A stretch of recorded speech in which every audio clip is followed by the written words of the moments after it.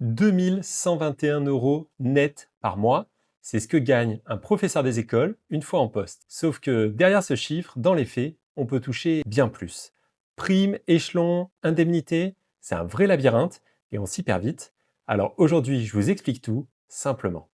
Moi, c'est Romain, je prépare des candidats au CRPE. On commence par les 2 années qui suivent le concours. Parce que oui, on est payé dès le premier jour, dès l'obtention du CRPE, on devient fonctionnaire. Première année, on est élève, formation à l'INSPE et 12 semaines de stage sur le terrain, environ 1400 € net par mois. Et deuxième année, on devient fonctionnaire stagiaire avec la responsabilité d'une classe à mi-temps, environ 1800 € net. Puis vient la titularisation, le moment où on devient fonctionnaire titulaire pour de bon. Le salaire passe alors à 2121 €.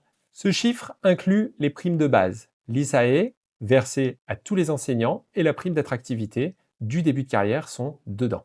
Et il y a un cas que je vois souvent, parce que beaucoup de premières affectations se font là, les REP+, les réseaux d'éducation prioritaire renforcés. Ce sont des écoles dans des secteurs qui demandent un accompagnement plus soutenu.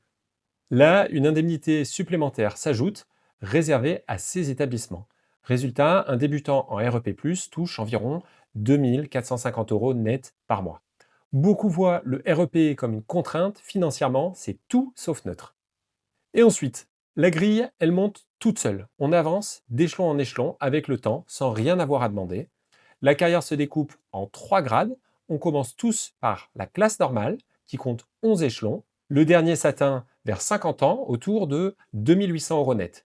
Et au-dessus, il y a la hors-classe, puis la classe exceptionnelle, le grade le plus élevé, où l'on peut atteindre près de 3900 € en fin de carrière.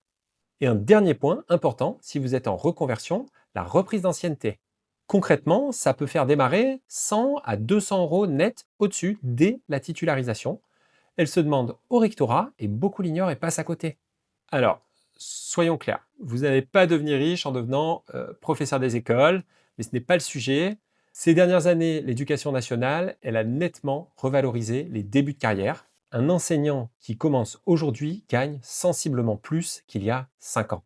Et si on regarde la moyenne, tout grade confondu, on est autour de 2500 € net par mois. Ajoutez la sécurité de l'emploi et une vraie visibilité sur toute la carrière, ce sont des salaires qui restent corrects pour un métier qui a du sens. Dites-moi en commentaire à quel échelon vous pensez démarrer, je réponds à tout le monde. Et si vous voulez comprendre le CRPE et le métier de professeur des écoles, abonnez-vous.